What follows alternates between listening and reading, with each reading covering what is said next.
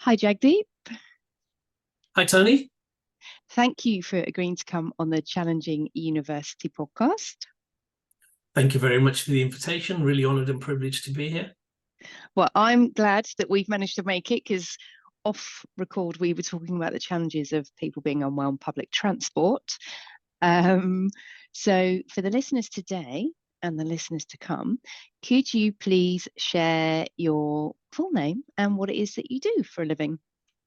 Well, I'm Jagdeep Soor. I'm Head of Strategic Partnerships for the Pathway Group, but predominantly looking after our multicultural initiative. So that's the Multicultural Apprenticeship Alliance, the Multicultural Apprenticeship Network, and also a webinar that I run called the Apprenticeship Diversity and Social Mobility Forum. Awesome. Just like all of the things that I love in one place. And we'll come on to what Sure. each of those kind of aspects of your role are. But let's go back in time as we always do, because this may not have been what you thought you were going to do when you were growing up. What are your memories of secondary education? They're quite pleasant memories, really. I mean, went to a local comprehensive school. My brother went to the same school. It was a boys' school.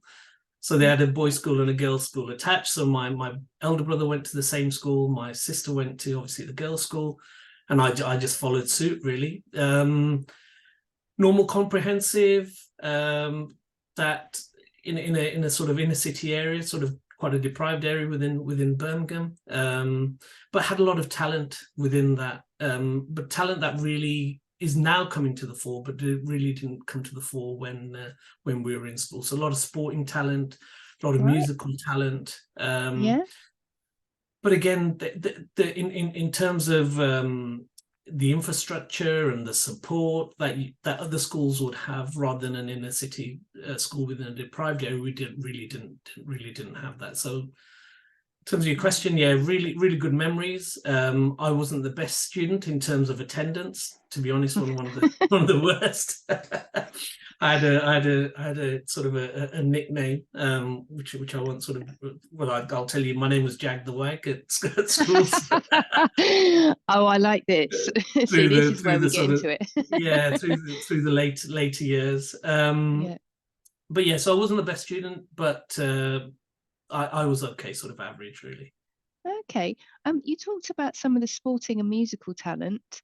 Uh, any names you can drop?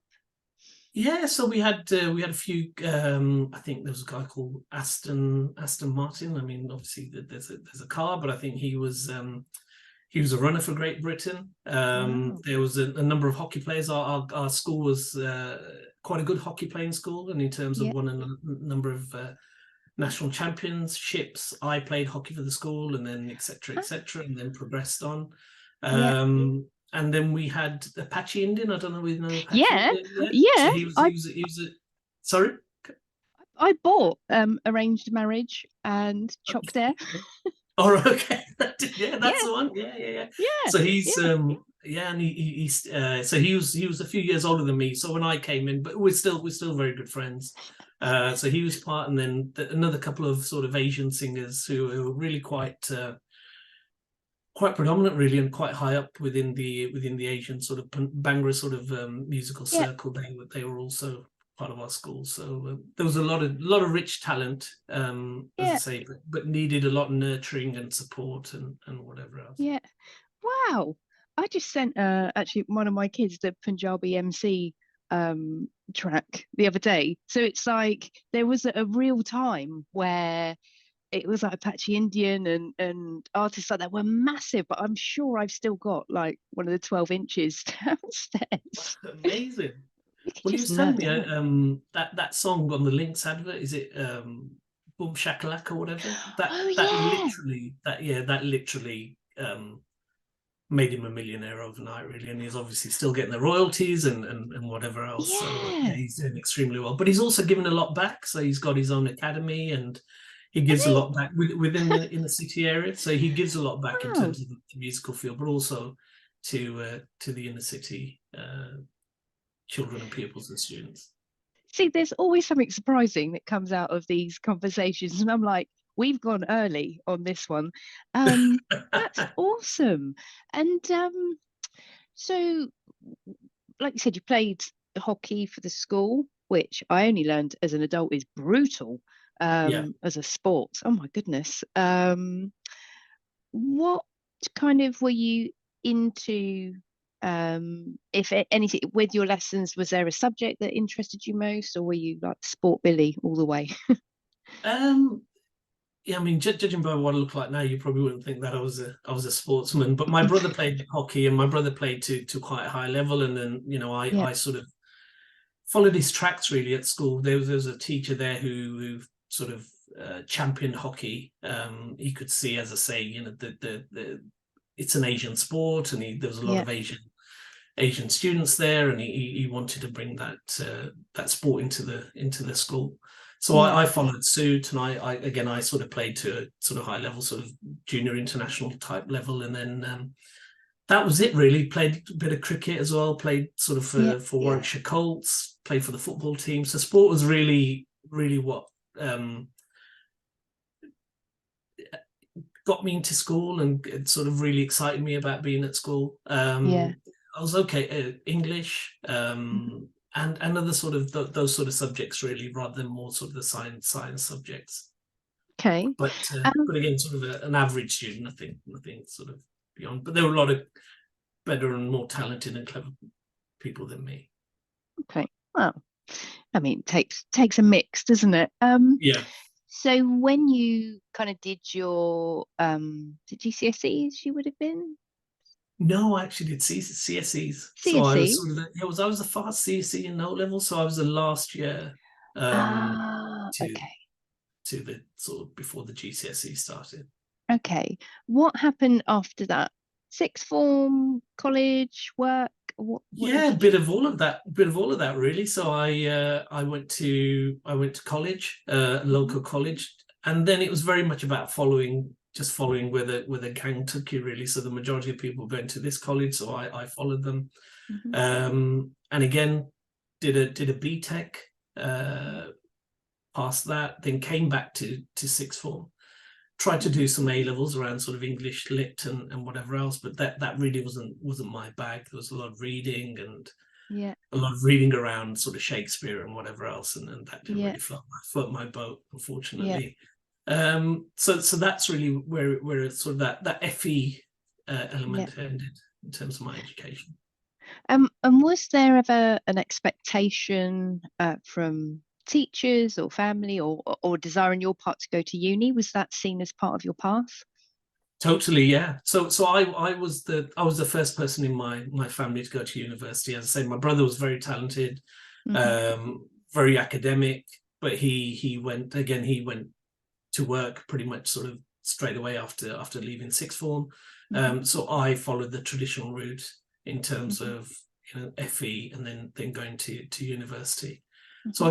I got a place at Leicester Poly, which is Hmm. now De Montfort University. So again, you can tell my Ah, age. It was still a polytechnic in those yeah, days.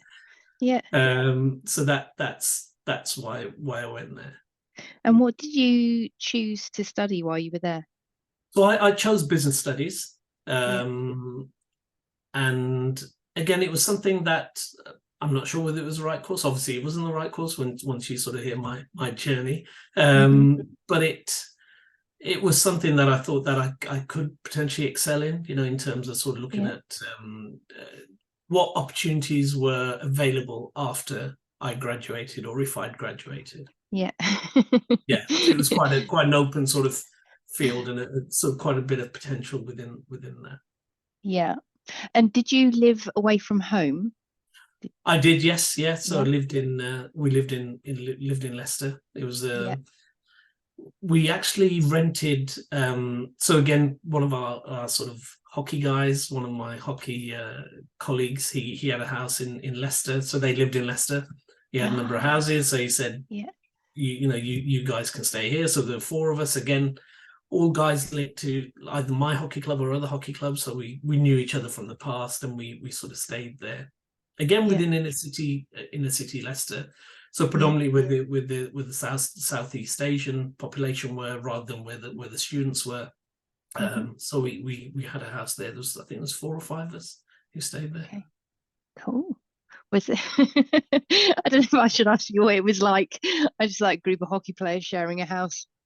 Yeah, it was pretty crazy. Yeah, and we knew a lot of people who lived in Leicester, so our Yeah, house was seen as sort of the party house, really, particularly around the Southeast Asian festivals. So Diwali is very prominent within Leicester, yeah. and we used to live just behind Melton Road, which is sort of the Golden Mile, I think they call it. Ah, And okay. that's where they they switch the Diwali lights on and whatever else. So we used to get people Yeah, from London coming, people from Birmingham coming to Leicester, our yeah, friends, and yeah. then everybody used to congregate to our house, really. So times we'd have like sort of 20, 30, 40 people in our house. Just Oh my God. it was quite a small house. Hopefully my ex-landlord isn't listening to this. Yeah. But it was, You wanted, yeah. you'd never have got your deposit back. Um, so you said there was an if you graduated. What happened? Um, Nothing really. Nothing happened in terms of my education attainment. Yeah. So basically, I went to university. As I said, I had a very sort of laid back approach, and I went to Hmm. uni because it's not something that I. It was basically something that you had to follow, or something that Hmm. the traditional route. And I think you were seen as a success if you went to college. You Yeah. were seen as a success if you went to uni. Yeah. Um, so I went for the first year, and I think there was a lot of outside influences as well. In terms Hmm. of, as I mentioned, we had a lot of individuals who we knew and people we knew within Leicester who'd always come around, and Yeah. I think that the social side was more attractive to me than the educational side. So I Yeah. passed the first year Hmm. just by going to one induction lecture. I don't know how I did that. I say I'm not very clever, but I must have done something right to pass the first year. And then the second year came, Yeah. and a few things happened sort of within sort of my family, and then I just sort of just made the choice really that university just isn't for me. That academic approach, Hmm. that day to day going, that learning environment, not actually um, anything sort of tangible, or it's very theoretical. Not a lot of practical things were happening, and Yeah. I like that practical side of it and that interactional side of it. Hmm. So uni just didn't work for me. So what I did then is um, I sort of dropped out of uni, Hmm. or was told not to come back by the lecturers, whichever one you choose to accept. Yeah, yeah. And how did you broach that conversation with your family? Did it, because you say it's, prestigious to go to uni. I'm interested to know, like you said, if there was an expectation for you to go and graduate, and then you said, actually, I'm not going back. How did that land with your friends and family? I mean, it was their expectation. You go to university, you go to study, you graduate. The whole sort of the black cape and the mortarboard, and Yeah, throwing it in the air and whatever else. And that graduation ceremony was really, really important. But also, yeah, it's really, really important. It was seen for your future. To yeah, get that degree. And yeah, maybe in those days, and in hindsight, looking back, in those times, university was, degrees were looked upon, or your HNDs were really looked upon as something that you had to have on mm, your CV, to be successful within work, or mm, to progress within your career. And mm, employers wouldn't look at anybody without an HND or a degree, and then obviously mm.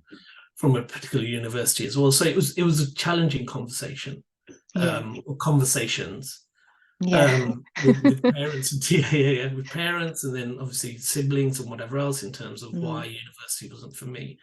But mm, I was quite clever in my approach as well. So I was quite subtle, in terms mm. of how I phased myself out of university, rather than just picking all Okay, my suitcase, picking my bags up, picking my stuff up, and then just going, hi, my mum home. That's it. It's very much sort of a phased okay, exit from university. But again, very, okay. very, very challenging, but also challenging for me internally as well. So not knowing what the future would hold, and not Mm, having sort of that clear plan in terms of, I'm not at uni anymore now, or polytechnic. Now what do I do? mm. So what did you do? Where did you go? I carried on how I left off, really, from uni. I just socialized and met up with friends and whatever else, and became a long-term unemployed statistic. So Right. I went back. I signed on, Hmm. and then a month became 3, and then 3 became Hmm. 6, and then it became sort of a 2 years before I hadn't worked. Wow. And that must have been a difficult experience. Where kind of how did you feel during that time period? Yeah, but I mean that wasn't for the lack of me trying to get a job. Mm, I was applying, I was going to interviews, mm, and it was very much around, well, you haven't got the qualifications, or you haven't passed your degree, or why did you drop out, and mm, etc. etc. So it was very much looked upon as that, and there wasn't that really empathetic approach from employers. no. To say, well, this is the reason why, or Mm, university wasn't for you, and we'll give you a chance, we'll give you an opportunity. So mm, again, you felt a bit of a failure. You mm. felt that the corridor of opportunity was narrowing down, and Yeah. the only roles you could go for were either very junior roles, or going into sort of blue collar jobs, or something to that effect. So Mm, it's very much around what do I do now? What opportunities are available? And those are mm, getting less and less, and limiting, really. But hmm. then also seeing your peers who graduated, Yeah. employers being very open to them coming in, and then seeing them progress in their roles as well, and in their sort of career journey. That's Mm. quite difficult as well. And did you go back to Birmingham at that point? I did, yeah. So I came Yeah. back and stayed at home, yeah, yeah. And do you feel, because something that's interesting to me is like the kind of regional narratives, and I was speaking to somebody who lives in the Northeast, and he was saying when you see like footage of the 80s, for example, and it's all about the city and all these, barrow boys becoming traders, and he said that never chimes with him because actually what he experienced was deindustrialization and mass unemployment and how difficult it was. And so I wonder that for the time period when you were, like you said, you'd left uni, you hadn't finished your degree, and you were experiencing pushback from employers, is that something that you think was related in part to where you lived? But yeah, absolutely. I mean, you can still see so that sort of north south divide, and the Midlands sort of being, I don't know whether the Midlands comes in the south or whether it comes in under the north. It depends on where you live. Yeah. Anybody from London, anything north of Watford is the north.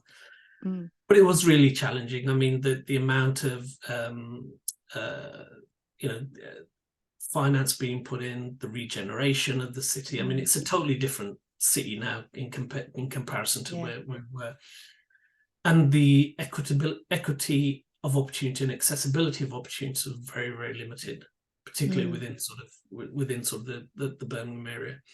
I mean, there's yeah. other issues around, public transport wasn't great, Mm, getting to and from work and whatever else. So you were limited also to where you mm, could actually look for work as well. yeah. So there was a lot of challenges, and then in terms of sort of employers coming in to the Midlands and investing in the Midlands, that was very limited also. So you didn't get your major organisations or companies, your corporate organisations investing and coming into the Midlands either. It was very much focused around London. Mm. And what was it? So you've had you kind of said there was like a 2-year period where you were unemployed. What was the first job? What was the job that took you out of So that? yeah, so this is quite interesting. This is sort of how I fell into this type of work, in terms of whatever you want to call it, supporting people. Yeah. I went to sign on, and as you did every sort of fortnight, and a friend of Mm. mine was actually school fellow, really. He was sort of signing me on, and he said, "Look, you've got to look for a job now." I said, "Well, it's not from the want of trying, I just Yeah. don't." And I said, "Well, okay." I said, "I wouldn't mind doing what you do. I'm quite sort of personality. I can speak to people. I'm quite articulate. That customer service type approach. I wouldn't mind doing what you're doing. And he said, well, happens to be there is a job. Apply for it. So I applied for what was then the employment services. Yeah. And they used to call them casuals. They used to have sort of 3 to 6 month contracts. So I applied for this job, but it wasn't actually signing people on. It was actually a job shop, which was specifically trying to get people back into work. So you'd do employer engagement, you'd submit these individuals for jobs, you'd call employers, etc. And then rather than people coming in, you sign them on and then you say, okay, come back in 2 weeks. So that it was really good for me in terms of that interaction, and that was my sort of first foray into working with employers, and then also working within that sort of customer facing employment support type role. Right. Wow. And where did that take you there? Because I'm sort of thinking now about the things that you do today, and actually how your past experiences must be like so valuable in that and inform how you look at the world. Where did working like in that job shop employment services space take you?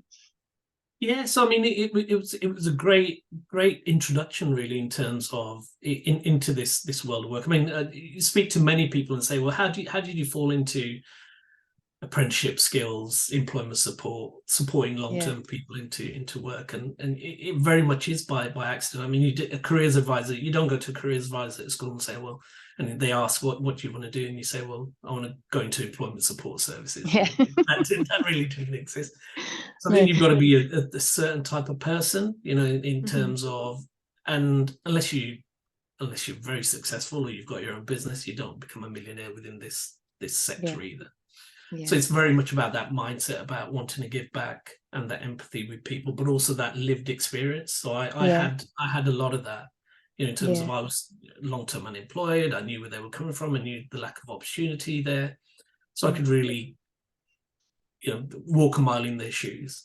So that took me sort of number of casual contracts. So I went from sort of job centre to job centre, but still again within that sort of supporting people into work, not signing people on. And then I went to work for a couple of private sector type organisations, still within employability, still looking to help people back into work, but various sort of government contracts. And then the big break really came with an organisation called Reed in Partnership, who are part of the sort of Reed umbrella, but they're sort of their welfare to work arm. And that's sort of, I worked for them for about 3 or 4 years, but then did quite a bit of stuff within the Midlands, but then also within London, and then had my sort of first introduction into bidding for sort of mainstream employment programs, and then trusted to be part of that. And then that's sort of also my first opportunity into management as well, which is around sort of 2001. So I managed a team of recruitment consultants then. So that was really sort of my first intro into management, and then my first introduction to working outside of the Midlands. Right. And how does that kind of, I'm just trying to imagine like managing a team of recruitment consultants is not going to be, it's going to be lively, I would have thought. Yeah. And like when you and I have spoken prior to this recording, I started my career at Reed and I just loved it. Like the recruitment consultant thing was, it was fun. So how does this bring you to Pathway Group? How do you get there?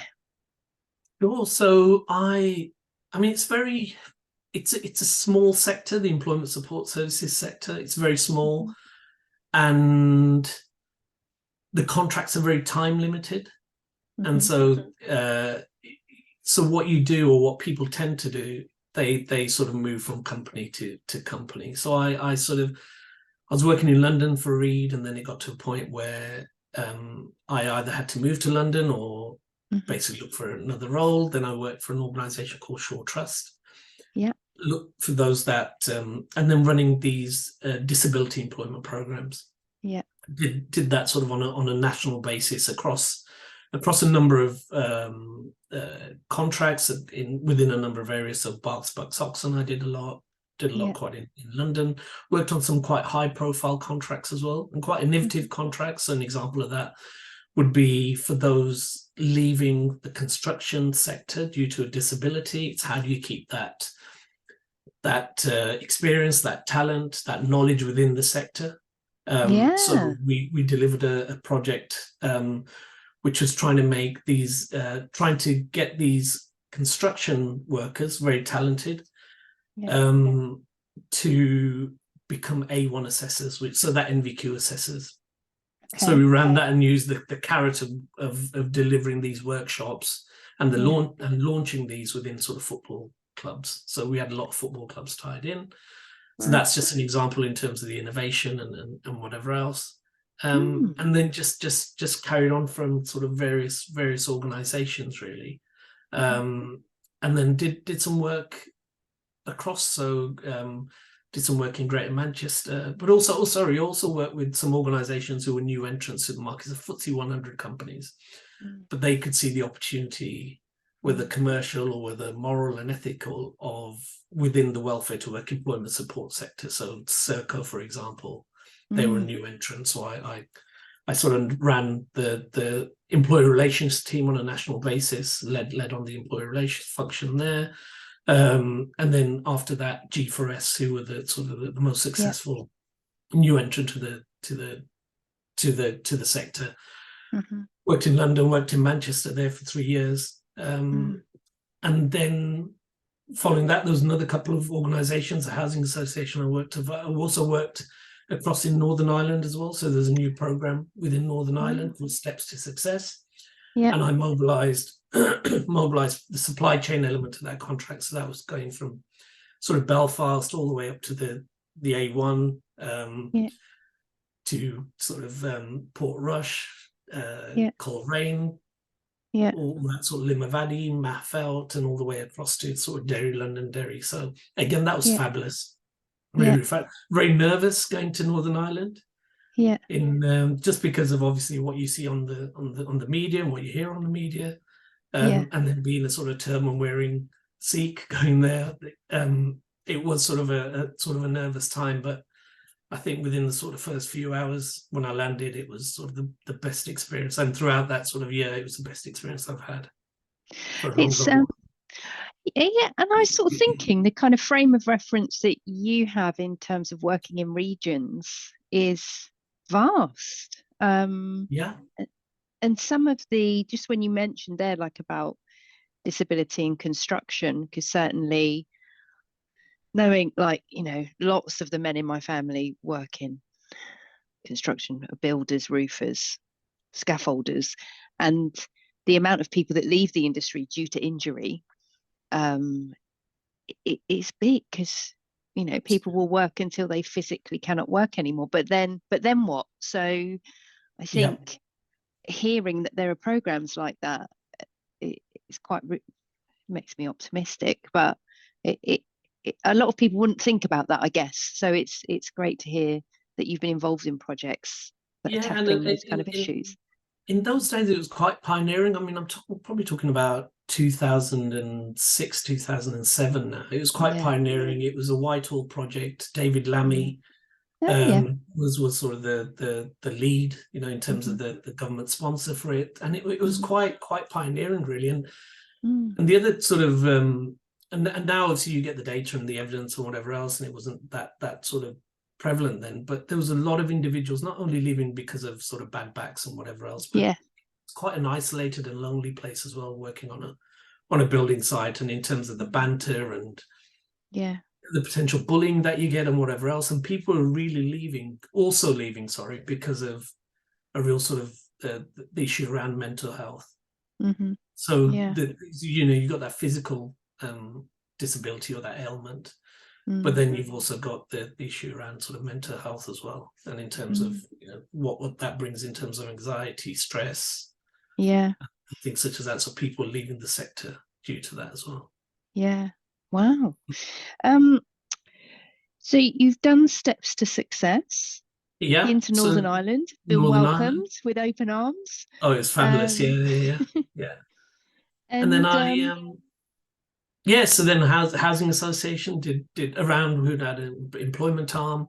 And then so again, still within sort of employment support. And then I thought, well, something I haven't got is policy. I haven't really got a policy background. I don't know enough about policy. What actually happens when, or how does government or commissioners, how do they actually get to the point where, yes, this program, whatever we're going to do, whether it's to get long-term unemployed people into work or disabled people back into work or whatever it may be, how do they get to that point?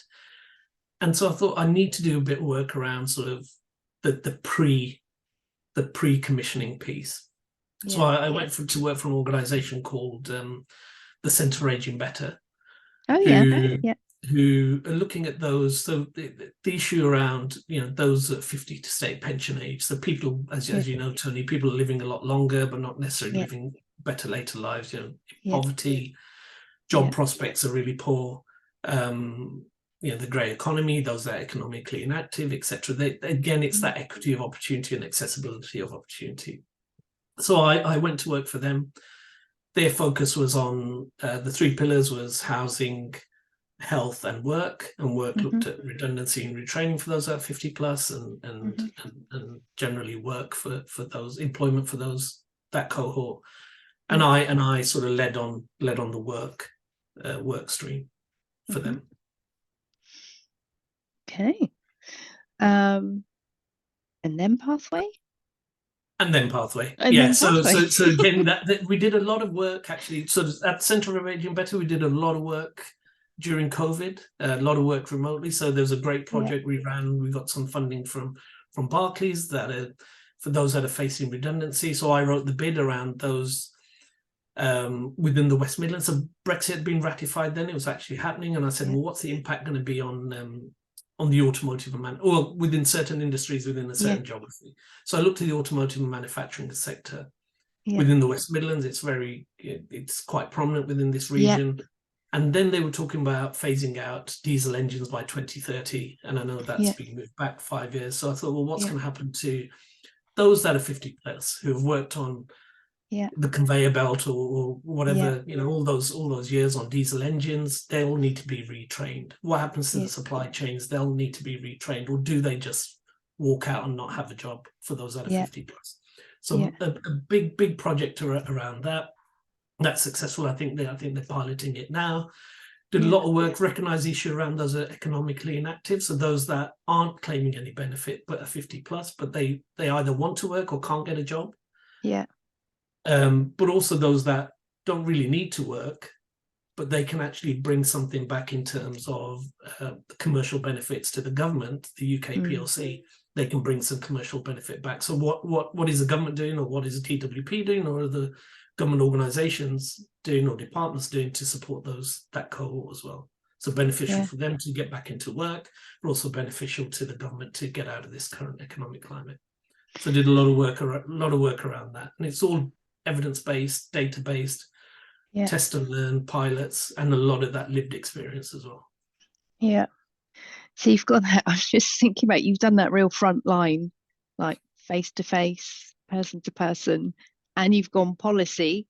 So it's I've got prospects, people, policy, pathway, just all the P's here. I need a fit. I could think of a few more P's, but and tell me about the work that Pathway do, because I think when I see some of the updates that have been shared, like on LinkedIn, and been at some fantastic award ceremonies recently and recognised for your work.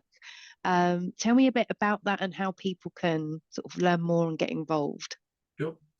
So Pathway Group is sort of our umbrella organisation. So Pathway is an independent training provider set up about 23 years ago, and within East Birmingham, which is predominantly was and still is sort of very Southeast Asian, mainly sort of Pakistanis, Afghanistani community, and we set up sort of delivering ESOL, English for Speakers of other languages. Okay, And it grew to an organisation, and has grown to an organisation now that's delivering across circa eight combined authority areas. So within all the way up to sort of West Yorkshire, Manchester, in London, Derbyshire, Nottinghamshire, Cambridgeshire, Peterborough, but a number of our contracts, or the most of our contracts, are in the West Midlands, and that's apprenticeships, traineeships, DWP Restart Programme, etc., adult education budget.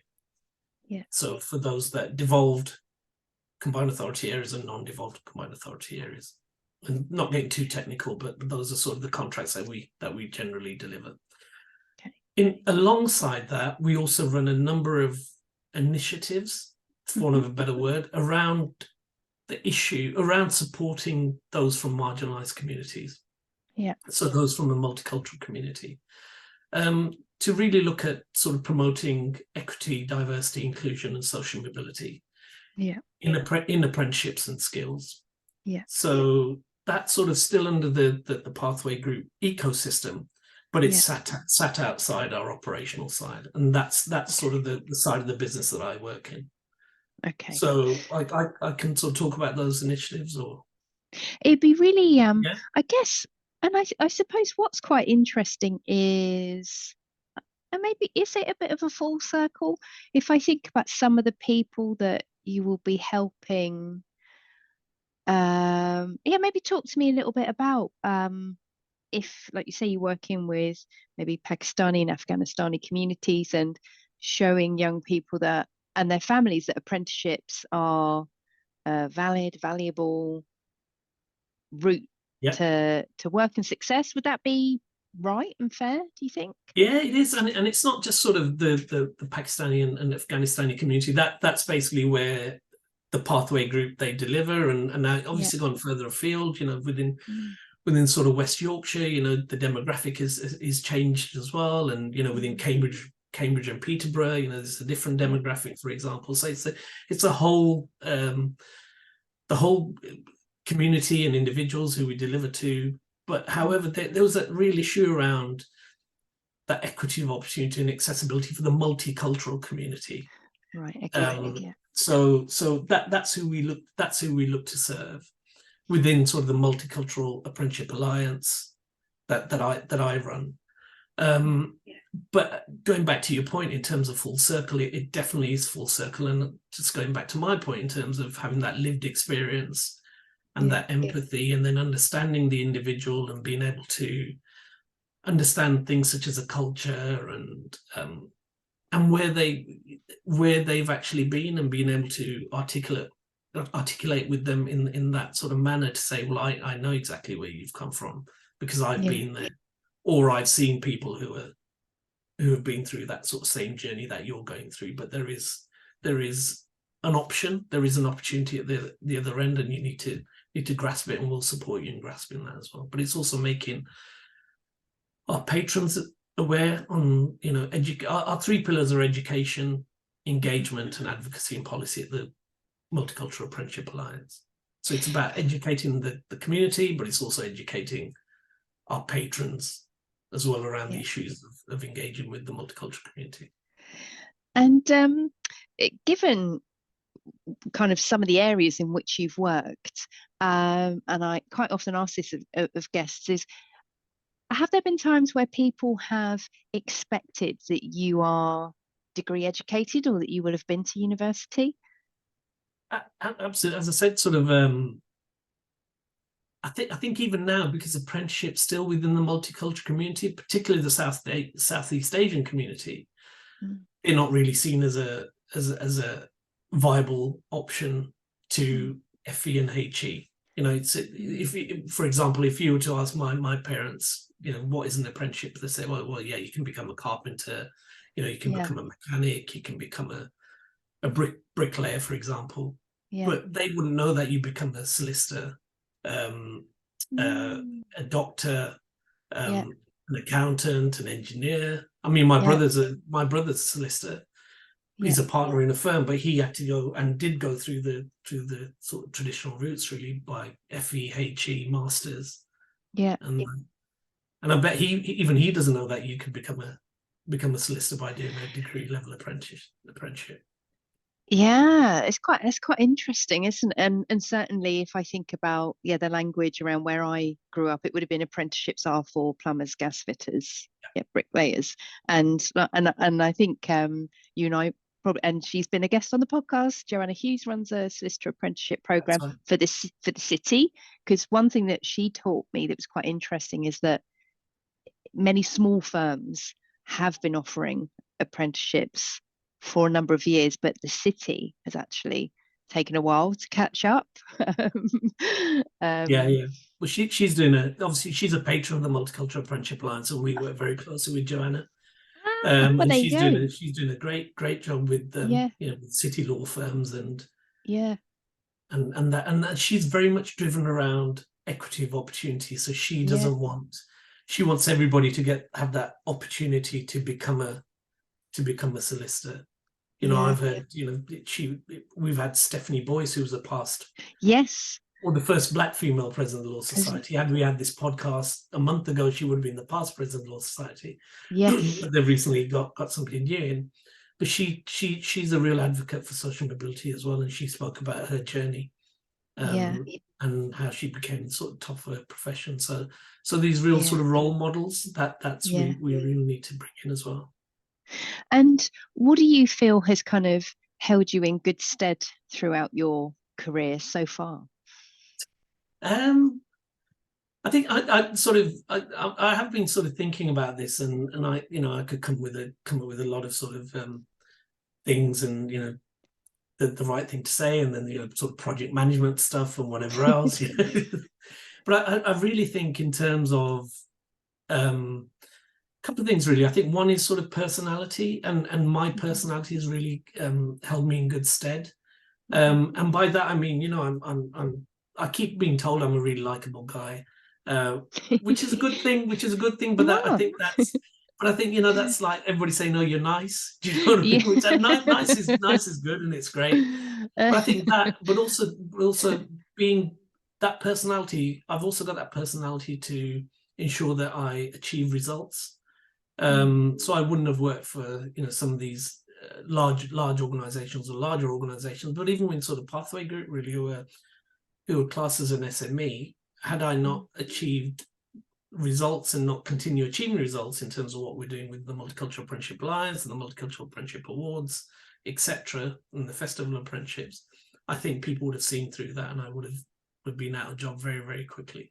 So I think it is that Yeah. sort of that sort of likable personality that, and in particularly in your role, you need to gain that trust of the person who you're speaking to, because you are Mm, either selling, promoting, or delivering a service. And if you yeah. don't do that, the individuals and organizations see through you very, very quickly. Yeah. No, that's very true. And how can people she mentioned patrons. Yeah, Are you looking for more? we are. Yeah, so we work with the yes, please. Yeah, because we really want to push this. We're sort of Yeah. launching a multicultural apprentice network. Where we'll be a forum for multicultural apprentices to network and share their best practice, but also for our patrons to access Yeah. these individuals and talk about their lived experience. Yeah. So we work with a lot of large sort of public and private sector organizations, Hmm. FEHE institutions, independent training providers, and Yeah. awarding bodies Yeah. within. But then we also have our strategic partners as well, Hmm. organizations who are very prominent within Hmm. the apprenticeship and skills sectors, who again will help support us raise the profile, but help with our strategic work as well. So there's a number of organizations such as the Association of Apprenticeships, such as Youth Employment UK, such as World Skills, the Okay. Institute for Employability Professionals, who we work with in terms of that strategic 5% club, in terms of that strategic overview as well. Okay. So I'll put a link in the show notes to how people can best connect with you and view your work. Um, and what's the next big date in the diary? Let's wrap up with that. What's apart from, well, at the time of Christmas. recording, we're in December, but what's coming up Yeah. sort of professionally for you?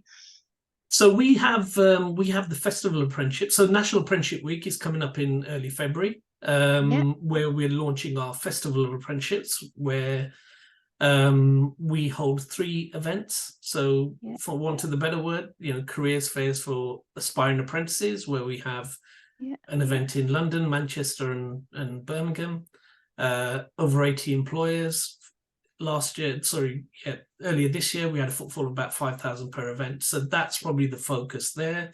great. We're also holding our inaugural Multicultural Apprenticeship Alliance conference on the 11th of June in Yeah, Birmingham. So again, that'll be a real sort of showcase for apprentices, yeah, but also a conference really for thought leaders and sector leaders to come and present and be part of. brilliant. Okay, so that's events to look forward to. I'll put those in the show notes as well. Thank you. I made so many notes this time. It's just been a really lovely, interesting episode. Please say hello to Apache Indian for me. I will do. I will do. I'll send him your. I'll send you his number if you want. Oh my God. Oh, I could get myself into trouble with that. Yeah.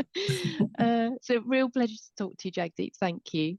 Likewise. Thank you, Tony. And again, it's been an honor and pleasure.